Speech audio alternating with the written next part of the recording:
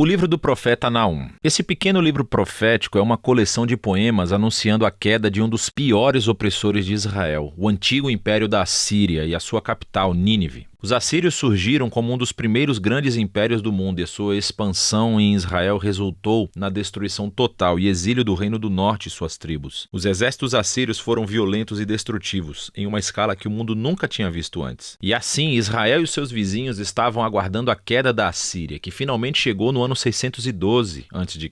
Os babilônios se levantaram e começaram uma rebelião que alcançou Nínive e derrubou o Império Assírio. E assim, o capítulo 2 descreve a queda de Nínive em poesia vívida, e o capítulo 3 explora a queda do império como um todo. Mas esse livro não é apenas um discurso irado contra os inimigos de Israel. O capítulo introdutório nos mostra que há muito mais acontecendo aqui. O livro abre com um poema incompleto do alfabeto que começou descrevendo uma aparência poderosa da glória de Deus. É muito semelhante a como o livro anterior, Miqueias, começou e como o próximo livro, Abacuque, vai concluir. E é Deus, o Criador Todo-Poderoso, vindo para confrontar as nações e trazer sua justiça ao mal deles. E o poema começa citando a famosa linha da autodescrição de Deus, após o incidente do bezerro de ouro no livro de Êxodo, capítulo 34. O Senhor é tardio em irar-se, e Ele é grande em poder.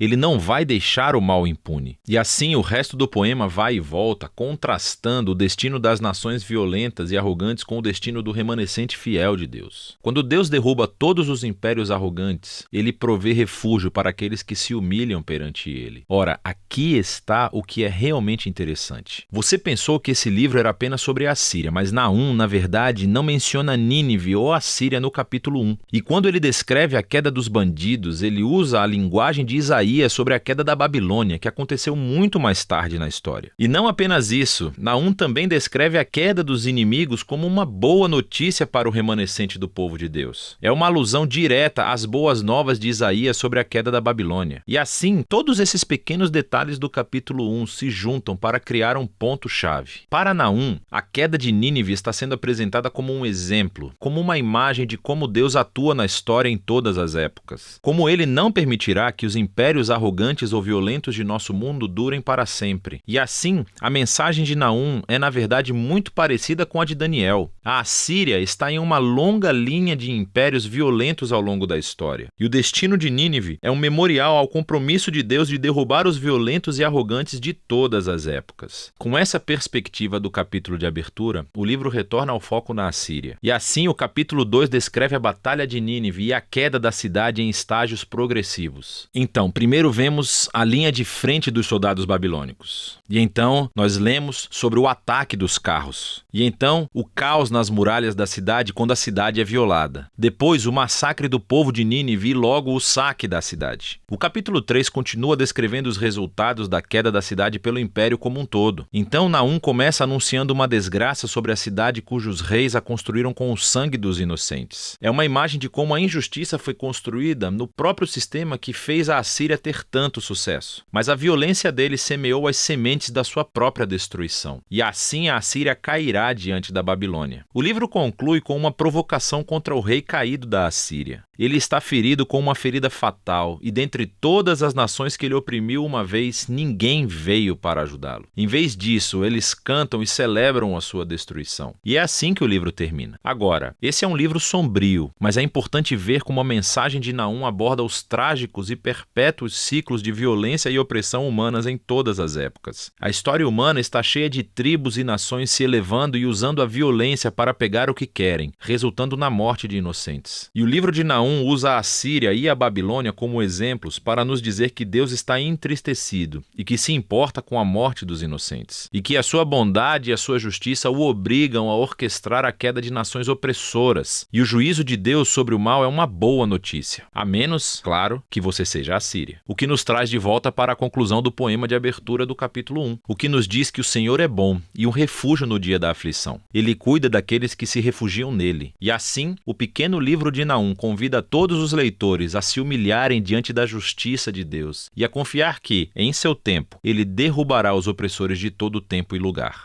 E é disso que trata o livro de Naum.